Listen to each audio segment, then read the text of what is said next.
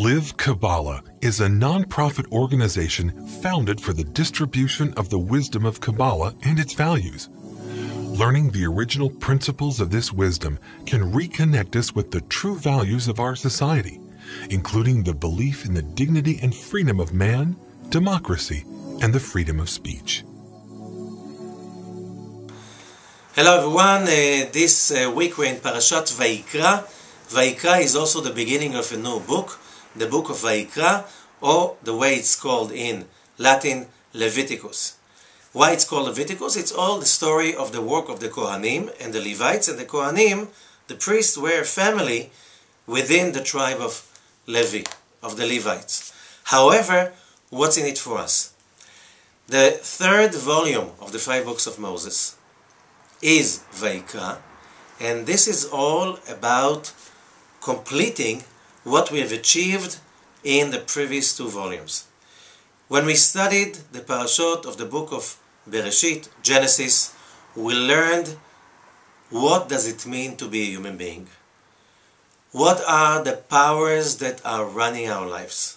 Who are we? And what are we doing here? That was the first thing, and that was the initiation that Bereshit, Genesis, did for us from the moment we started to read Genesis after the end of the high holidays till around Chanukah. Then we started to read the book of Exodus. And Exodus was, you are a human being and you have to understand that you are a slave. You are a slave to your body, to your 5 senses, to your society, to whatever around you that does not allow you to become the real you. So, all of this saga of Exodus is how we get out of the slavery and taking responsibility. Now, when we took responsibility already, now it's the next stage. Everybody has his war of independence from his family, parents, environment, school, all kinds of stuff that he grew up with, and ideas. And starting to find yourself, you have to go into a war of independence. Who am I? And how do I just overcome all the stuff that makes me be something that it's not me? That was the past 3 months. Now, it's a new era. After you have independence, after you already established your own home, life, career, which is home, now it's the time to be professional about it. What do you do to become professional? You have to be exact. You have to learn to be direct.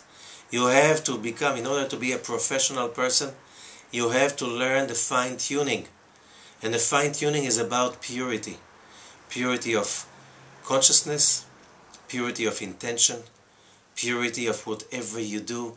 And the whole book of Leviticus, the next 3 months, it's about that purity.